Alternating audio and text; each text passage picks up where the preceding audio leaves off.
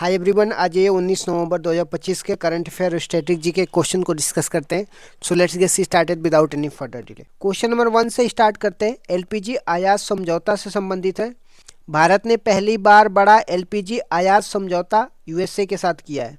इसकी अवधि की बात करते हैं तो ये 1 वर्ष के लिए होगा। मात्रा की बात करते हैं तो 2.2 मिलियन टन प्रति वर्ष होगा। भारत के कुल एलपीजी आयात का यह 10% है। इसकी घोषणा किसने करी है? हरदीप पुरी ने करी है।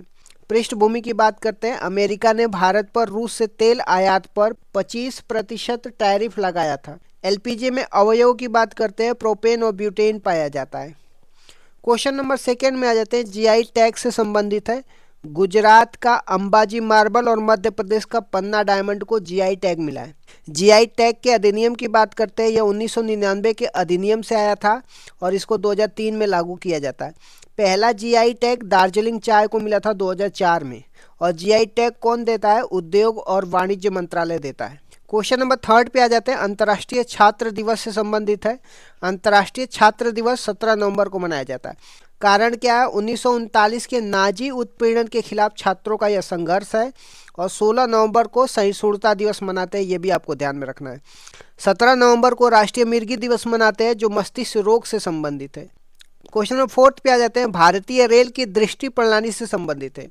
रेलवे ने एआई आधारित सिस्टम दृष्टि हेतु आईआईटी गुवाहाटी से समझौता किया है। इसका उद्देश्य क्या है? मालगाड़ियों में छेड़छाड़ लूट को रोकना है। रेलवे का टक्कर विरोधी सिस्टम की बात करते हैं। यह कवच है जो आरएफआईडी पर आधारित होता है। आ जाते हैं प्रश्न संख्या 5 पे। अंतर्राष्ट्रीय त्रिपिटक जप समारोह से संबंधित है। 20वां यह समारोह बोधगया बिहार महाबोधि मंदिर में मनाया गया। यह बौद्ध धर्म का है और इसकी शुरुआत 2006 में स्टार्ट हुई थी। त्रिपिटक की बात करते हैं। विनय पिटक, सुत्त पिटक, अभिधम्म पिटक है। और त्रिरत्न की बात करते हैं तो बुद्ध के 3 रत्न कौन है? बुद्ध, धम्म और संघ है। बोध गया की बात करते हैं। बुद्ध को यहीं से ज्ञान मिला था और इसका प्रतीक बोधि वृक्ष है। क्वेश्चन नंबर 6 पे आ जाते हैं। राष्ट्रीय गोपाल रत्न पुरस्कार 2025 से संबंधित है। सर्वश्रेष्ठ डेयरी किसान का पुरस्कार किसको मिला है? अरविंद यशवंत पाटिल को मिला है और यह महाराष्ट्र से है। मंत्रालय की बात करते हैं। मत्स्य पालन, पशुपालन और डेयरी मंत्रालय। और पुरस्कार की राशि की बात करते हैं। यह 5 लाख की राशि इसमें दिया जाता है। सर्वश्रेष्ठ डेयरी समिति की बात करते हैं तो मीनन गाड़ी लिमिटेड को मिला है, वायनाड केरला के।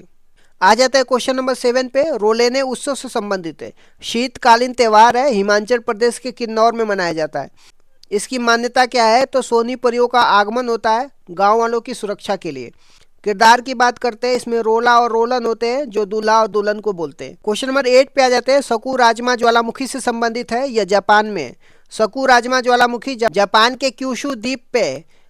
सकुराजमा ज्वालामुखी के फटने का कारण क्या है? कि Japan Pacific ring of fire पर स्थित है और जो पैसिफिक रिंग ऑफ फायर है माना जाता है कि यह ज्वालामुखी प्रोन एरिया है। इसकी राजधानी की बात करते हैं। जापान की राजधानी टोक्यो है और जापान की संसद को डायट बोलते हैं। जापान का सबसे बड़ा द्वीप कौन सा है? होन्शु है। ज्वालामुखी की बात करते हैं। इसके अंदर का गलित पदार्थ क्या होता है? मैग्मा होता है और बाहर निकलने पर यह लावा बन जाता है। लावा से क्या बनता है? लावा से बेसाल्ट चट्टान बनता है, काली मिट्टी बनती है। काली मिट्टी को ही रेगुर मिट्टी बोलते हैं जो कॉटन की खेती के लिए उपजाऊ होती है। क्वेश्चन नंबर 9 पे आ जाते हैं। एशियाई तीरंदाजी चैंपियनशिप से संबंधित है। इसका आयोजन ढाका बांग्लादेश में हुआ था, जहाँ पे बिम्स्टेक का मुख्यालय भी है। एशियाई तीरंदाजी चैंपियनशिप में भारत पहले स्थान पे है। भारत ने कुल 10 पदक जीता है, जिसमें से 6 गोल्ड है। 18 साल बाद पुरुष रिकवर में व्यक्तिगत गोल्ड मिला है। क्वेश्चन नंबर 10 में आ जाते हैं। सऊदी अरब दुर्घटना से संबंधित है। सऊदी अरब में मदीना के पास हादसा हुआ जिसमें 42 भारतीय नागरिकों की मौत हो गई। बस जो है मक्का से मदीना जा रही थी और यह डीजल टैंकर से टकरा गई, जिसमें भीषण आग लग गई और इतने व्यक्तियों की मौत हो गई। आसियान के बारे में डिस्कस करते हैं। अभी आसियान न्यूज में भी है। सबसे पहले आसियान का फुल फॉर्म हमें पता होना चाहिए कि association of south east Asian nation है। इसकी स्थापना की बात करते हैं तो 8 अगस्त 1967 में इसकी स्थापना किया जाता है। कहाँ पे स्थापना किया जाता है? बैंकॉक में, बैंकॉक थाईलैंड में। इसका मुख्य उद्देश्य क्या है? स्थापना समझौता की बात करते हैं। बैंकॉक डिक्लेरेशन करके बैंकॉक में 1967 में आसियान को स्टेब्लिशमेंट किया जाता है। सदस्य देश की बात करते हैं तो पहले 10 सदस्य देश थे।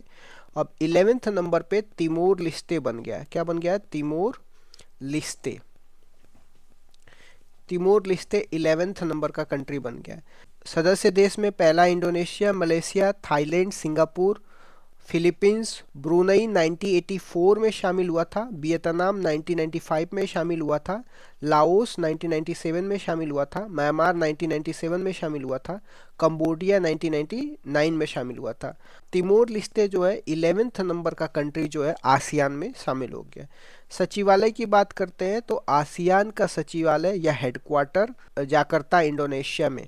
वर्तमान में महासचिव कौन है 2025 में? डॉक्टर काओ किम हॉर्न। कहाँ से है? कंबोडिया से। उद्देश्य और लक्ष्य की बात करते हैं तो इसका उद्देश्य आर्थिक विकास करना, सामाजिक प्रगति और सांस्कृतिक विकास को प्रोत्साहित करना, क्षेत्र में शांति और स्थिरता बनाए रखना, विवादों को शांतिपूर्ण समाधान करना, परस्पर सहयोग और आत्मनिर्भरता बढ़ावा देना, परस्पर सहयोग और आत्मनिर्भरता बढ़ावा देना, विदेशी प्रभाव से स्वतंत्र रहकर निर्णय लेना। तो ये इसका उद्देश्य और लक्ष्य है। आसियान के प्रमुख ऑर्गन या अंग की बात करते हैं तो आसियान समिति जो है ये सर्वोच्च नीति निर्धारण निकाय है। आसियान कोऑर्डिनेटिंग काउंसिल जो है ये विभिन्न क्षेत्रों का समन्वय करती है। आसियान कम्युनिटी काउंसिल जो है राजनीतिक, आर्थिक और सामाजिक मामलों पर कार्य करती है। आसियान सेक्रेटरीट जो है प्रशासनिक और नीतिगत कार्यों का संचालन करती है। प्रमुख समझौते की बात करते हैं तो आसियान फ्री ट्रेड एग्रीमेंट जो है 1992 में इसको स्थापित किया जाता है। आसियान चार्टर जो है 2008 से प्रभावी है, आसियान को कानूनी ढांचा दिया है।